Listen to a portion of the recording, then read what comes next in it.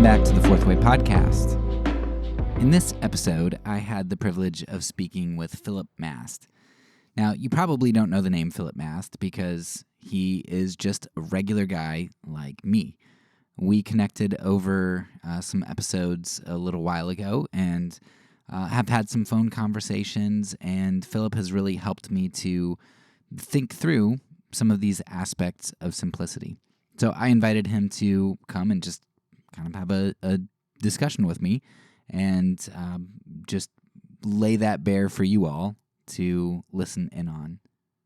Like a lot of this season, I don't think we really answer a whole lot of questions, and in fact, we probably end the episode with more questions than we went in with because there's a lot of ambiguity and difficulty in following Jesus and in implementing wisdom.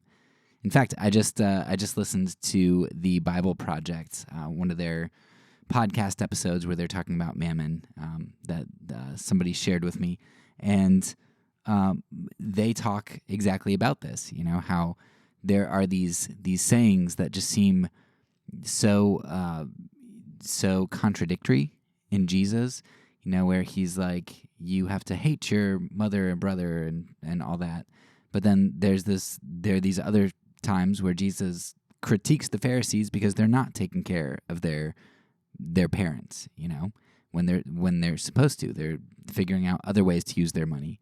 And you're like, well, what is it, Jesus? Like, is it this way or is it that way? So they talk about how a lot of these very black and white statements, like go sell all of your possessions, a lot of times we think that means there is no nuance in the New Testament. There's no nuance in Jesus or in the Bible. When really, the fact that there are these antithetical statements shows that there is extreme nuance. You know, Jesus says these things that seem contradictory, and the point isn't that they're contradictory. The point is that he is highlighting two ways, right? You should be able to leave your father and mother and brother and sister and follow Jesus. At the same time, there are contexts in which what is love and what is good is to stay and take care of your mother and brother and sister and father, right?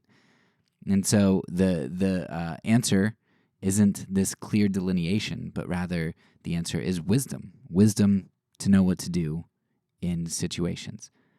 So I'll go ahead and link that Bible Project episode in the show notes, but that's kind of what you're going to get today with Phillip and I. It's just two guys talking about some stuff, saying a lot of thinking about answers that never come to us, and just mulling things over and working things out. So maybe that's not up your alley, and that's fine. But if it is, you can join in, and hopefully it helps to feed your soul. Yeah, so my name is Phillip Mast. I live here in Lancaster County, Pennsylvania. I'm a conservative Anabaptist. I'm sure many of your listeners will be familiar with us. Yeah, so I guess what brought you and I together is our shared interest in pacifism and nonviolence. Yeah, so when you say conservative Anabaptist, because I know that, you know, when I think of that in my head, because I grew up, you know, in Lebanon, so right near Lancaster County as well, I had ideas of what that might have meant, like conservative Anabaptist. But as we were talking and you talked about some of the, you know, different theological points, I'm like, oh, I would have never thought that as being conservative Anabaptist. If you could have a like succinct definition or parameters of what it means to be a conservative Anabaptist, what does that look like? Yeah, I'm not sure that there's a real good agreement on what the parameters would be, but I think generally it's understood. Okay, there are Anabaptists in pretty much every walk of life. There's mainline Protestant Anabaptists, there's kind of mainstream evangelical Anabaptists that have very little difference from Baptists. Um, and then there's, groups like the Amish and the Old Order Mennonites that are very different from society. Conservative Anabaptists, they're kind of in between those two. The I would say the two markers are, well, I think conservative Anabaptists would be it would include all the groups that practice the head covering, the women's head covering, and um, so yeah, those would all be conservative Anabaptists. But there's the conservative New Order, which is what I would be. The ones that drive cars, they don't drive horse and buggies. They use, some modern technology, obviously. Those would be conservative New Order Anabaptists. So that's a general rough definition uh, Yeah. of the parameters there. Yeah, it's hard to define just about anything because there are like I'm at the moment I go to a reformed like a Presbyterian church, and but there are reformed groups, reformed Presbyterians who wear head coverings. There are reformed Presbyterians who keep the Sabbath a lot more rigidly than other people. There are Universalist Presbyterian. It's almost like sometimes definitions don't really have too much meaning because you end up fracturing even within those denominations. So, but yeah, that's helpful. Um, okay, so you've been helping me as I try to think through, the idea of simplicity, and particularly, I think we've talked a bit about like what simplicity looks like in relation to economics. And growing up, um, I know I was around a lot of Mennonites. My grandma wore a head covering. She wasn't Mennonite, but like our church, the United Christian Church, was we had a lot of like maybe ex Mennonites or association with Mennonites and stuff. And so they were very well known for being pretty frugal with their money. And so that's just kind of a stereotype that I think about them. So you've been helping me uh, think through what it looks like, and you've given me some pushback too, which has been really helpful. So I want to kind of start off by asking you to help us think through the issue of money by asking, Jesus says a lot of really hard things. And some of the hardest things I think he says about money, like I think about the rich young ruler, it says, give up all your possessions and give them to the poor, right? And follow me. He says you can't serve God and mammon. And a lot of times, Anabaptists will take the pacifism route seriously. Like Jesus says, turn the other cheek, I turn the other cheek. But when it comes to money, a lot of us, I think it's harder for us to give up money than it is to be nonviolent in some ways. It's easier not to punch somebody back. It's harder to give up my money. What would you say Jesus means with these teachings on money? What does it mean to live simply in relation to money? Does it mean that everybody has to give up all of their money, give it to the poor? Like, what does that look like? Yeah. So, like you said, it's something that yeah, it's not quite as well defined. We can come up with a basic idea of what it means to be nonviolent, but what it means to follow Jesus on money is it's always going to be hard to define. Um, And why is that? Like, it seems like Jesus talked more about money, so why do you think it's harder to define? sure. So like with the issue of violence, I would I think pretty much everybody agrees what violence is. I mean, there might be a few gray areas where it's okay to argue and use verbal accusations against somebody, whether that's violence. But okay, for the most part, we understand that attempting to hurt somebody, that's violence. Um, with money, well, if we would just take it all the way and just do without money, then yeah, that would be a clear place to draw a line. But since it doesn't appear that's what Jesus was saying, or at least that's not how Christians have lived in the past. It's not a practical way to live. We have to find a different place to draw the line than just in the absolute sense. And so, because of that, it's just going to be difficult um, to define exactly where the line is. It's the same issue of people. The philosophical question that gets asked is it's called the fallacy of the beard. How many whiskers does it take to make a beard? It's one of those things that we might have a good idea of what it means in our head, but you can't just spell it out in so many words. So then, like, you'd say there is no line in terms of relationship to money. It's not really a clearly defined thing. So then, what are maybe some principles that Sure. might help to guide us? Right. Yeah, that is a good question. Um, One principle I use is um, Jesus doesn't bring this principle out when he talks about money that I know of, but he does use it when he's talking about nonviolence. Um, he says, "If you love those who love you, what reward do you have? Because even the unbelievers do the same." If you salute your brothers only, well, what are you doing different? So I think that's a good starting point, at least with Jesus' teachings on money. Is what are you doing that your unbelieving neighbors wouldn't do?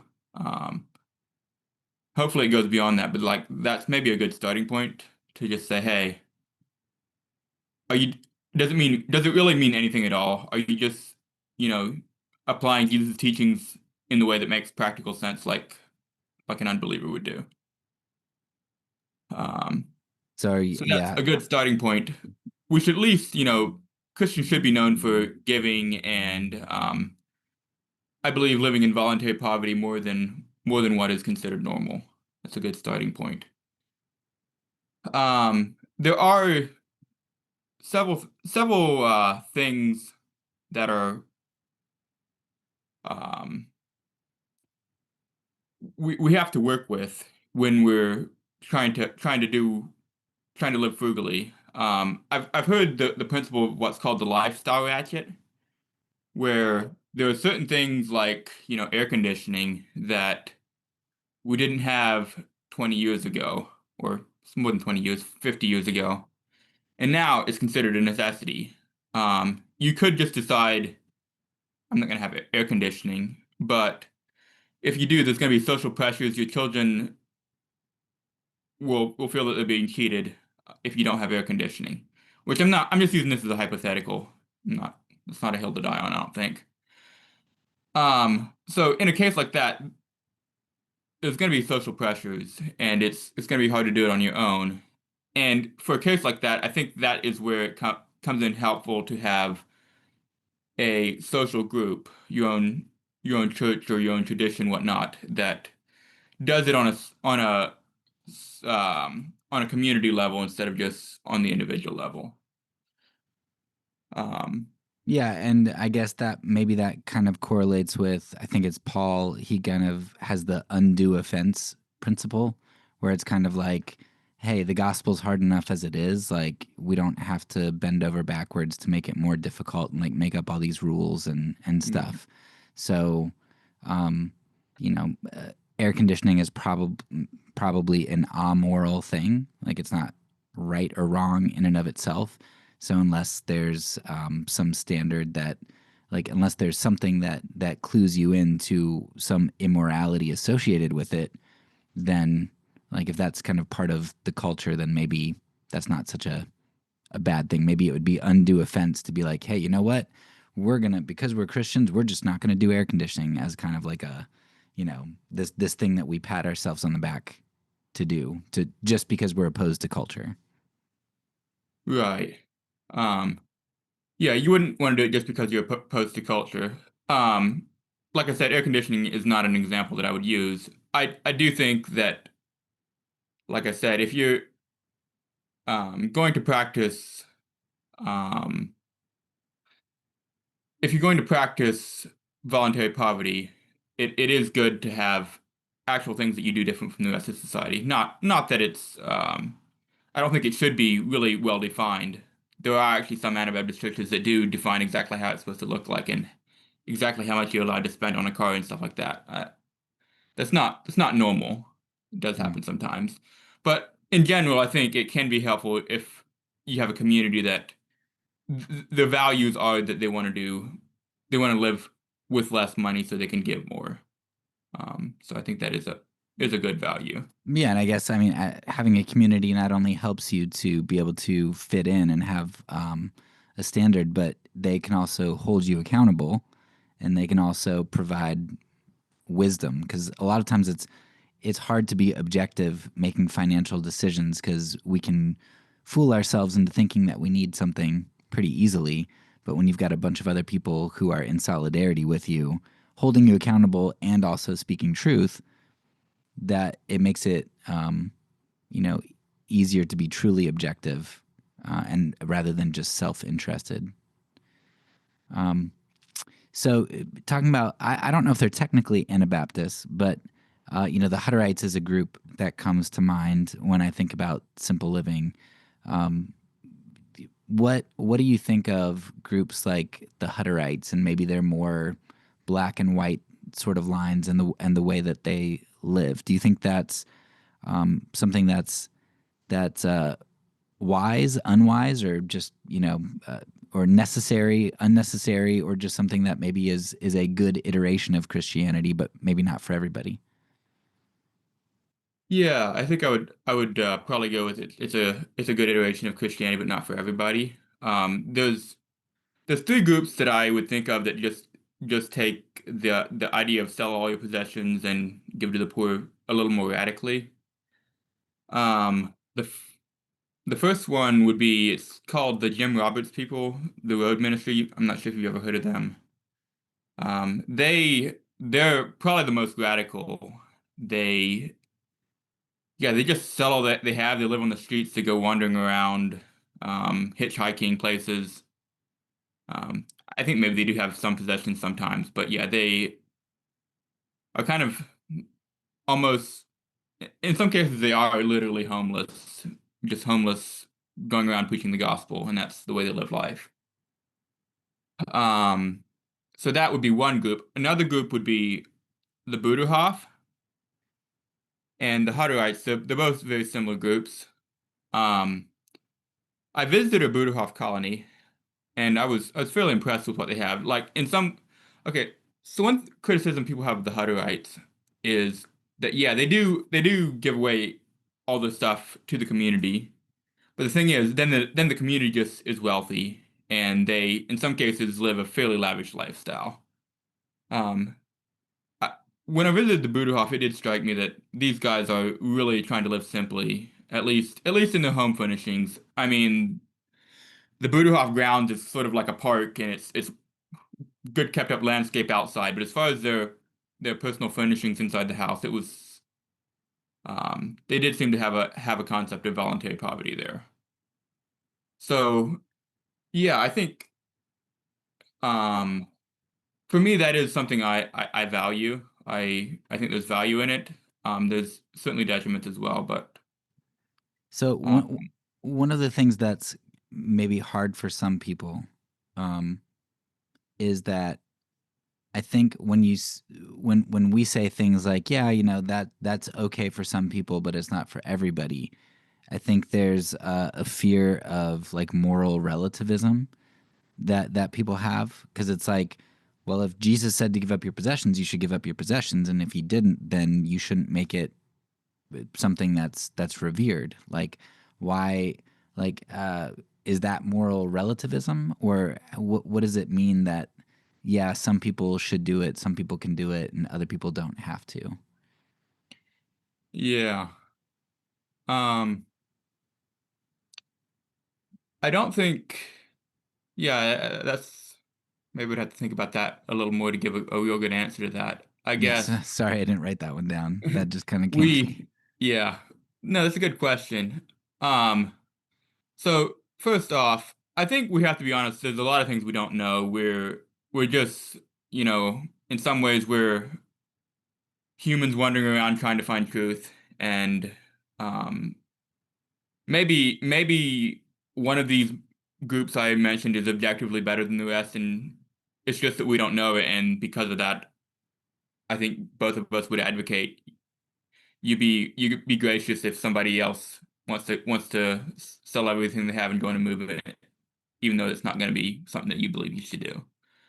Um, I guess secondly, there are fundamentally different concepts of what a church is supposed to do.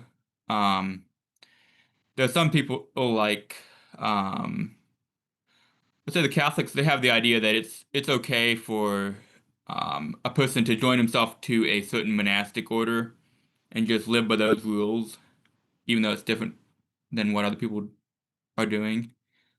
Um, the Anabaptists, I would say, they have a little bit of a different view where, um, yeah, they recognize that certain churches have expectations that really, um, they're not obviously derived from Scripture, but it's to how they choose to practice the Christ's teachings. So then I think it's more common among, especially fundamentalists, but also a lot of evangelicals. They have the idea that the church it's just supposed to be the basic t teaching of Christ's commands and not going or teaching based on the Bible and not going anything beyond that. So yeah, I'm not sure how much to go into that. Yeah. I think there are fundamental different opinions on what the church is supposed to do there. Yeah. Yeah, I guess as you were talking, it reminded me of like Paul saying, this command is not from the Lord, it's from me, or it's not a commandment from me. It's just, I wish that you could all be like I am, single, right? Mhm. Not married. And so he's like, this is a good thing, but it's not a necessary thing. God equips people differently to represent Him in different ways, and so it yeah, I guess there are there are a variety of instantiations of what it looks like to live like Christ.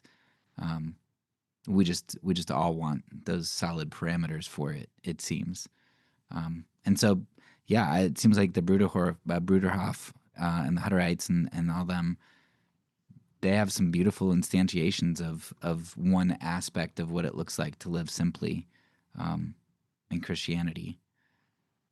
Um, I think the hard part there is that's an easy out for me because I'm like, yeah. That's a beautiful instantiation of Christianity, but God didn't equip me to do that, so I don't have to give up my stuff.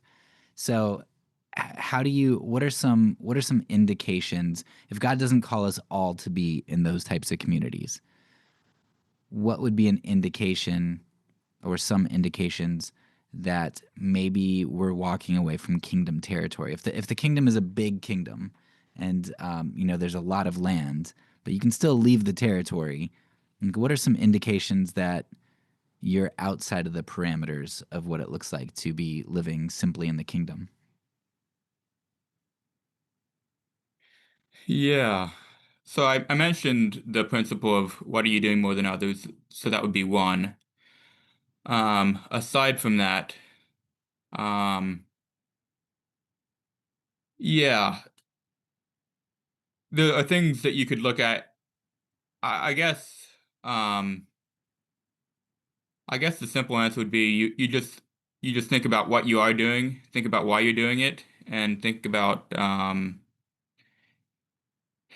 is it something that we could just as well do without?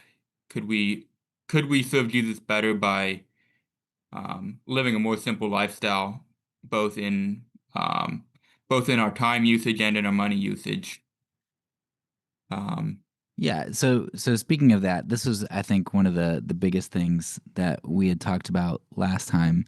When you think about the way that you use money, you can look at it in two ways. So we'll address both of those. You can look at it in terms of how you help people, and you can look at it in terms of how you do harm to other people. So we'll end on the how you help people because I think that's the area that you've maybe done the most thinking and reading about. Um, so like in terms of harming people, though, one of the discussion points that we had is as we talked about how we think through using our money. We talked about, like, should you buy things like fair trade products, or should mhm. you buy locally? Do you think globalism is good? What about slave labor from other countries that's tied to the clothing that you buy? Are there any, what do you think about those sorts of principles in terms of trying not to do harm through the spending of our money? Do you think that those are good things, like boycotting sweatshop labor products or buying fair trade? Like, what do you think about that type of stuff and trying to not do harm? Yeah, that's a hard question. Um, I think it can. I support the concept of trying to trying to help the poor through your buying habits. I'm a little skeptical sometimes that the consumer activism things that come up, such as fair trade, really are doing what they're supposed to. Um, so to get into the fair trade thing a little bit, I, I'm by no means an expert on it, but from some things I've read is that um, it's a little bit expensive to get certified as for fair trade, and so because of that, it's generally the slightly more we call it slightly more wealthy. The not as poor countries are the ones where growers are doing that. Um, and then, they can sell the stuff for more expensive, but then um, they have to keep up with the paperwork of staying certified. It's more complications. They have a smaller market to sell to. Maybe they don't end up selling all this stuff fair trade. And um, also sometimes the fair trade organization does not keep up with the changing inflation or just the fluctuations in the coffee prices, whatnot. So that is some things I've read have been a problem with fair trade. I don't know enough to say if that is enough to not do fair trade. One thing I'll mention is there's also direct trade where some people will just buy their coffee beans directly from growers themselves. Or basically they set up small co-ops to be the importers instead of relying on a corporation to import coffee beans. Um, so that's an alternative that I don't know. From the little bit I know, is maybe something I would be more prone to. Um, but yeah, could you maybe repeat the question of? Yeah, yeah. So that's, I mean, maybe the fair trade aspect, but then there's also the like, if you find out that a product that you normally buy, like let's say some shoes or clothes, is made in a sweatshop, um, or uses that kind of labor, or maybe we'd consider exploitative because they pay their workers extremely low wages. Do you think boycotting, like refusing to do harm, like is that really truly refusing to do harm by not buying those sorts of products? Is that a good action? Is that Hmm, the type of thing? okay. One aspect of what it would look like to live simply is I'm going to buy the more expensive shoes that are not made in, I don't know, China, Vietnam, wherever, in a place that I know that they're exploiting people. Yeah, that's a good question. Um, yeah, I think it would depend on the situation. That's not something I have personally done. Um, I don't know. I think for me, I guess I would find it too hard to know all the causes and effects of what I'm doing. Um, and partly because maybe it's just not something that's been on my radar. Maybe it should be. But the thing is, I guess my concern would be is if you are boycotting labor in China because it's too exploitative, well, then you're going to buy from Japan where, the people already have enough, the people are already better off, and it would become affirmative action for the rich, is what I would call it. Instead of maybe if enough people buy from China, then there will be demand for workers, and they'll have to start paying the workers more in order to get workers. Hopefully that's the way capitalism is supposed to work. But yeah, obviously Right. it doesn't always. Yeah, there's a lot of supposed tos in capitalism that don't seem to work out that way. Um, yeah, that's maybe one of the hardest things for me too, because yeah, like you said, okay, so you don't buy from China, now you buy from somebody who it takes a lot more money to start up fair trade types of things, or businesses that don't exploit labor. So those people probably had more capital to begin with, more connections, more social connections, more investors. So now you're just going to support them, and now the people who uh, lose their jobs in sweatshops go back to the farming, the rural farming where they're susceptible to famines or whatever. Like, is that really any better for them? But at the same time, if they're being exploited, am I complicit if I participate in that knowingly? And you brought up another thing. You said, like, how do we know all the causes and effects? And I think that's maybe one of the hardest things in a global society is I can get products from China, but I can also get news from China. Like, I can know what's going on there. Hmm. And in some ways it's like, yeah, I don't want to play God by thinking that I have to overanalyze every action that I do because I can't control everything. I can't think everything. Like, I'm not omniscient. I'm not omnipotent. I can't do that. But at the same time, if I can go to the store and I can look at two things and I can look at prices and I could just as easily get on my phone and just look up. There are tons of places that will give you a rating of, is this exploitative or not? Like, it's super easy to find out. So if it affects my pocketbook, I'll look it up. I'll research where's the best place to buy these shoes or what shoes are going to last and what shoe. Like, I'll spend a bunch of time researching things to save me money, but I won't spend time researching to avoid exploitation.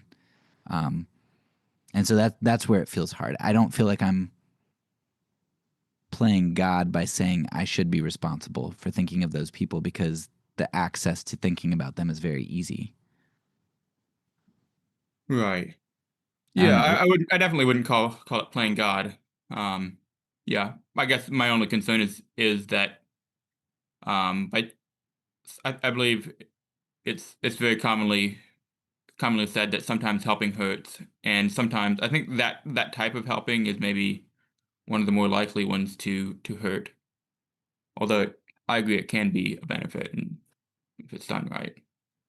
Yeah, I don't think last time we talked about this, I don't think we came to a resolution either. It's a very very difficult thing to think about for sure. Definitely. Okay, so I think the last thing that I'd like to pick your brain on is is instead of the refusing to do harm or trying to avoid harm, like thinking about altruism and trying to help people with our money. Peter Singer, not totally not a Christian, like a philosopher, ethicist, who is known for having some pretty wild ideas, at least that Christians don't like. One thing I appreciate about him is that he's extremely consistent. And so one of the thought experiments that he had talked about was, he asked this question about there's this kid drowning in this shallow pond. Like, let's say it's 3 feet deep, so you can stand up in there easy, right? But this little kid's drowning. You're walking by, lots of people are just looking at the kid. You can swim, so even if it was deeper, you'd be fine. But it's 3 feet. Would you be immoral for just walking by and letting the kid drown? And of course, everybody is like, well, of course, that's immoral. Like, if you can save him and you're right there, save him. Well, then Singer applies this to finances, right? There are people that are homeless in pretty much everybody's local community. There are people who Mhm. need money for food or shelter.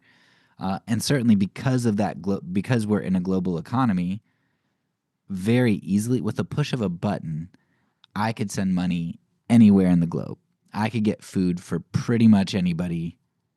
Maybe not in Papua New Guinea, like in the middle of the rainforest and the Amazon, whatever, but I can get resources to people very fast all Yeah. across the globe. The one detail I remember from that Peter Singer's shoes thing, didn't he say that the isn't part of the framework that the shoes cost $3,000 and you're gonna ruin them by wading into the puddle? So I Um, guess the concept in there is that it takes $3,000 to save a life. mm, I think that's how he was framing it. yeah, it very well could be. So yeah, there's some cost to you, right? Whether that's time or resources, like ruining your shoes. But I mean, that's the question. if we'd all say that we ought to save the drowning kid because we have access to that kid, we have immediate access to them to help them and save them.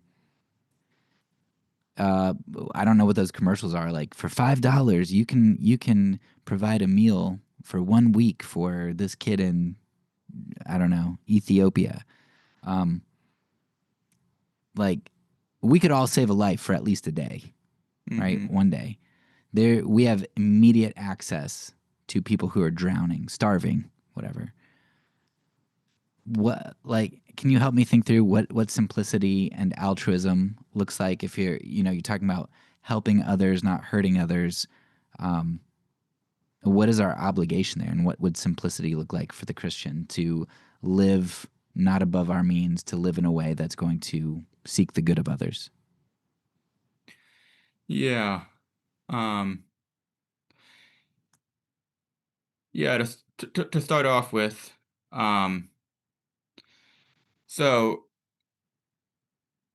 like you said that you talked about it being a moral duty. I think that's very much in Jesus' teaching that it's a moral duty to help those in need. In Matthew 25, I think it's pretty clear that it's a salvation issue to help the least of these, my brethren, which I think is referring to poor Christians, but um, yeah, obviously helping anyone is important. Um, so like what does it look like to be altruistic and to try to live a life of altruism? Um, yeah, so there's many ways of looking at it. You mentioned Peter Singer, and he's what you call a utilitarian. And there's the effective altruism movement, which is based on a it's based on a utilitarianism. I'm somewhat familiar with it, even though it's a secular movement, so I wouldn't want to be a part of it. But they try to be very scientific about understanding. Um, I think they call it applying the scientific method to altruism, where they have try to have a metric of how much good they're doing. They have a metric of helping people, um, and they try to use scientific studies to observe what their efforts are doing. Um, I think that might be an extreme case of being being data oriented with your giving, but I think a lot of the critique of effective altruism is that it's supposed to be something that comes from the heart. You're just supposed to be a compassionate person, and if you see the kid drowning in the pool, well, obviously you'd have to be pretty hard-hearted to walk by. But to let the child die in the jungles of South Sudan, wherever, that's not so hard-hearted because, like, yeah, you might read about it in the news, but it's it's still it obviously is further removed because, um, yeah, you don't have an obvious channel to help them right away, and even if you do, you have so many things all around you that it becomes kind of noise instead of information. Um, but yeah, I guess I wouldn't take Peter Singer's view that, um, or I shouldn't say it his view, but kind of the spectrum that they go to is they do land on the side of saying that, yeah, you are responsible to help in the capacity that you can. I don't know that I would go that far, but I do believe that we have the opportunity, obviously, to help in various ways, and I do believe that definitely brings some responsibility. As far as how to do it, yeah, I think probably the method I use more is I try to, um, one thing I have done is I have gone to conferences where nonprofits kind of have an exposition expo and show what they're doing across the world, and I can talk to them. I can engage with the leaders of these nonprofits, and I can decide which one is doing the best work. Obviously, I'm gonna get it wrong sometimes, but we have to choose something, obviously, or else we'll end up doing nothing, which I think is too often what happens is we end up doing nothing because we don't know what to do. Yeah, for sure. Yeah, it's yeah, and I totally agree with you that the utilitarian argument of like just assessing by what does the greatest good, it seems like there comes a point where you do try to play God in a sense where you take on the responsibility of being omniscient, of knowing everything, and um, I think there's just not freedom in that, and I don't think generosity. I think generosity should be freeing. It shouldn't be something that like we fret about getting wrong. Like if you're giving your money away to something that God lays on your heart to a need, like that's a good thing. If it might not be the best organization, the organization over there might be more efficient, but yeah, I've thought of that in relation to. I remember vividly. I was I was in Romania. We were eating at a restaurant, and we met this other American family that was there. And I forget what they were doing, but they like talked about how they, I don't know, like ran some animal shelter or something. And I'm sitting there eating this burger that I spent a bunch of money on, and I'm like, man, what a waste of money that these people are like helping animals, you know? And I'm thinking to myself, like, I like animals and everything, but think about all of the human lives that you could save if we stopped helping animals. If we stopped spending all this money. Or when I go into Target and it still kills me. Like I feel like it's wrong that there's all this like organic refrigerated dog food. And I'm like, I have two cats. We spend, I don't know what it is, like $50 in cat food or litter and stuff. I don't know how much, but we spend money on animals. And I'm like, what a waste. Like I could be doing something better than helping animals. But at the same time, I think God is the God of all creation. He created all things. He loves his creation. He loves animals. If there's an animal injured on the side of the road, don't I think it's a good thing that there's somebody who takes care of God's good creation and tries to heal animals and stuff? Like, that's a good thing. Am I going to say that we should be as efficient as we possibly can and save, you know, uh, send all of our money everywhere across the globe and try to save every human being? Like, I don't know. I struggle with that. And sorry, I was rambling there, but does any of that like make sense? That kind of that difficulty within me, did that make any sense? Yeah, I get the difficulty. Yeah, I feel very much the same thing of there's endless complications that we have in today's world. We just have to um, do the best we can at developing a framework of how to work with it. Yeah, and I feel like we talked a lot about trying to develop a framework, and we still have no idea. We still have no idea. Just kind of love justice and love mercy, and try to walk humbly and live as best you can as God guides you. That just doesn't. I think that's true. It just feels like I want an answer. Like give me a formula. Yeah. One thing I might mention that I've also thought a lot about, I guess just gonna raise a question here instead of giving an answer. You're Um, not allowed to do that. I haven't thought through it. yeah, you invited me on here, so I'll just go ahead and do it. Um, like the issue of gaining wealth for yourself in order to give. The way I'm living life now, I can give. I live frugally, but at the same time, if I would gain up wealth, start my own business, and try to, or maybe buy properties to rent out, just, amassing capital, I would, maybe I would just do that my whole life and never give. But there's a possibility that I would be able to reach the level of a super giver. I give to some organizations. Some of them are pretty big, but none of them are anywhere close to the Bill and Melinda Gates Foundation.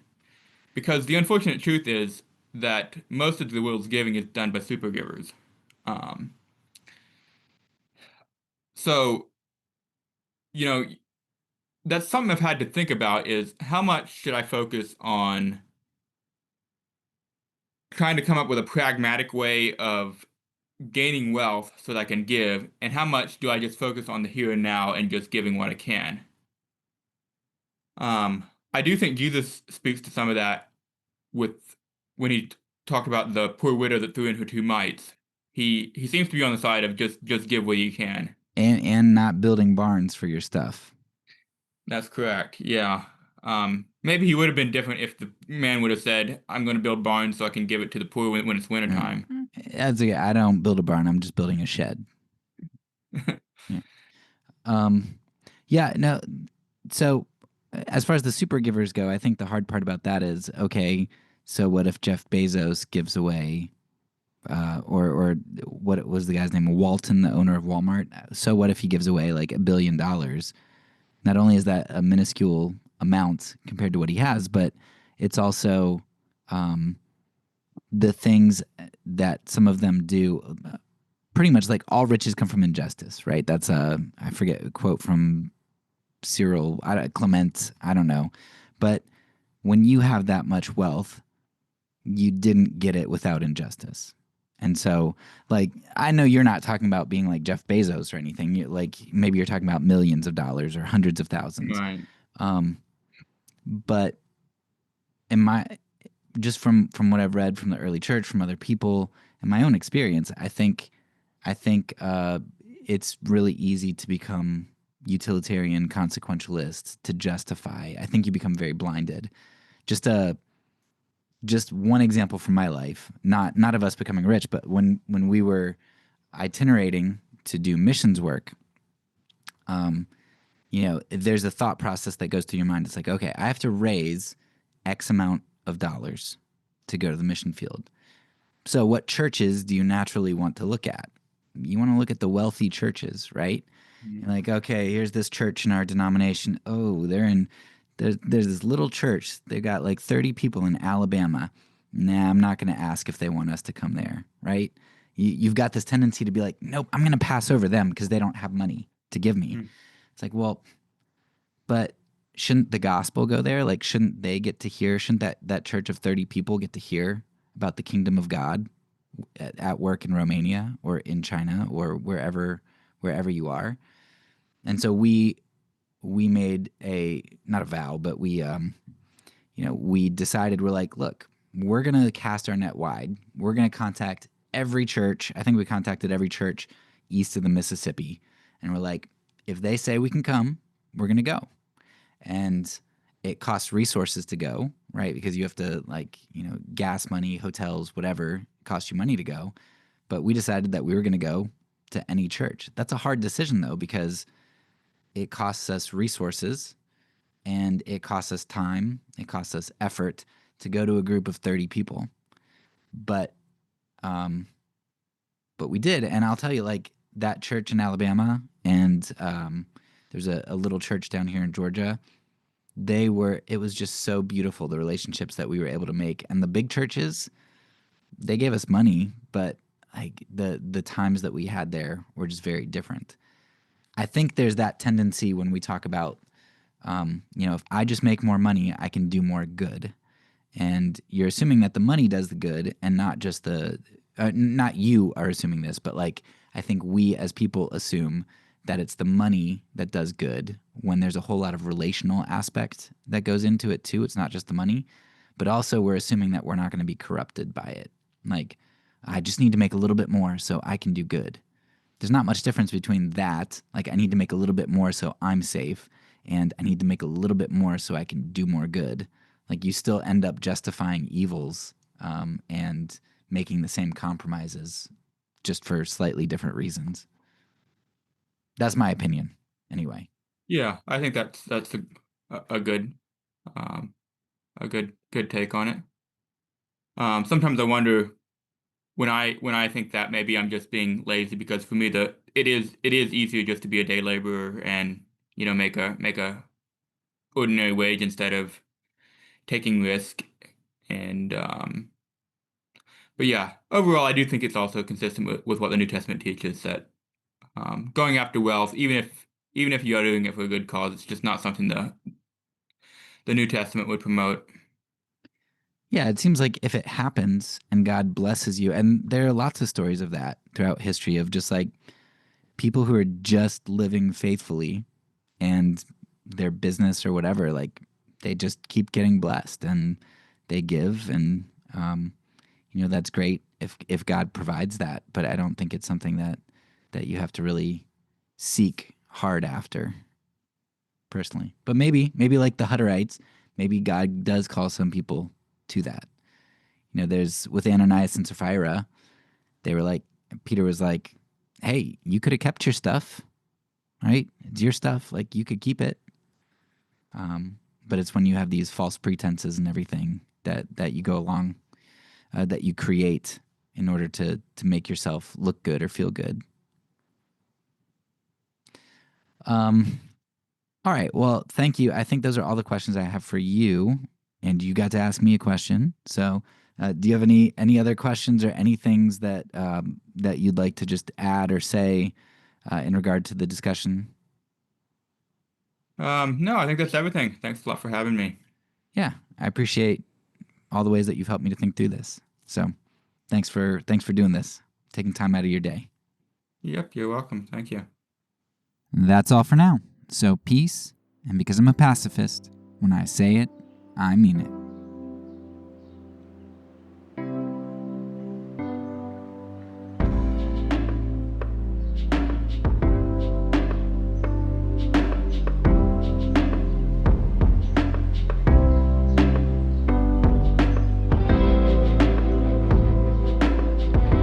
This podcast is a part of the Kingdom Outpost Network. Please check out the links below to find other great podcasts and content related to nonviolence and kingdom living.